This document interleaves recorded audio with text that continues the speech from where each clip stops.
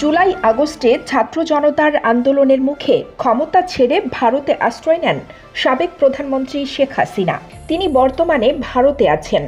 দল থেকে অনেকটাই বিচ্ছিন্ন তিনি, তাই সিদ্ধান্ত নেওয়া হয়েছে নেতাকর্মীদের সঙ্গে একটি ভার্চুয়াল বৈঠকের, যেখানে শেখ হাসিনা গুরুত্বপূর্ণ বক্তব্য রাখবেন বলে জানা গেছে। সাবেক তথ্য প্রতিমন্ত্রী মোহাম্মদ আলী আরাফাত একটি গণমাধ্যমকে বলেছেন, আওয়ামী লীগ আগামী 2-3 মাসের মধ্যে পূর্ণাঙ্গভাবে বাংলাদেশের রাজনীতিতে আবির্ভূত হবে, তবে সেটি কিভাবে হতে পারে সে সম্পর্কে কোনো ধারণা তিনি দেননি। এদিকে দলটির যুগ্ম সাধারণ সম্পাদক আফম বাহাউদ্দিন নাসিম বলেছেন, শেখ হাসিনা সহ দলের নেতারা এর মধ্যেই তৃণমূলের ইউনিট নেতাদের সাথে কথা বলতে শুরু করেছেন। তিনি বলেন, দেশের 40% ভোটার আওয়ামী লীগের। লেভেল প্লেয়িং ফিল্ড হলে নির্বাচনেও যাব, এটাই আওয়ামী লীগের ঐতিহ্য। দলকে সংগঠিত করার কার্যক্রম শুরু হয়েছে। জেলের বাইরে থাকা নেতাদের সঙ্গে শেখ হাসিনার যোগাযোগ করার উদ্যোগ নেওয়া হয়েছে।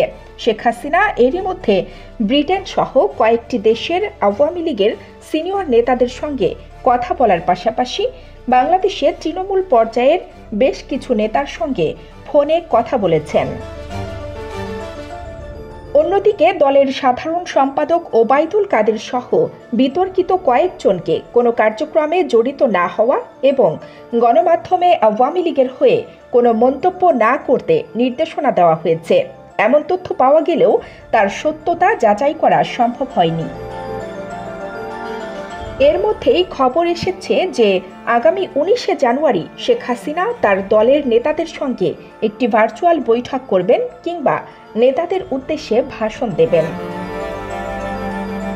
সভাপতি মণ্ডলীর সদস্য ডক্টর আব্দুর রাজ্জাক, শাহজাহান খান, কামরুল ইসলাম, মোহাম্মদ ফারুক খান, ইঞ্জিনিয়ার মোশাররফ হোসেন ও কাজী জাফরুল্লাহ বিভিন্ন মামলায় আটক হয়ে এখন কারাগারে।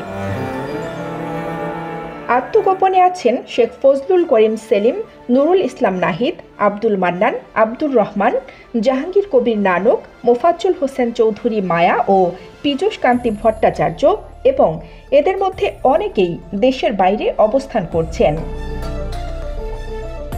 সাধারণ সম্পাদক ওবায়দুল কাদের দেশ ছেড়ে ভারতে আশ্রয় নিয়েছেন বলে গণমাধ্যমে খবর এসেছে। আর যুগ্ম সাধারণ সম্পাদক দীপুমণি কারাগারে থাকলেও মাহবুবুল আলম হানিফ, ডক্টর হাসান মাহমুদ ও আফম বাহাউদ্দিন নাসিম আত্মগোপনে রয়েছেন। কানিস্তাতে মানিপা, খবর সংযোগ।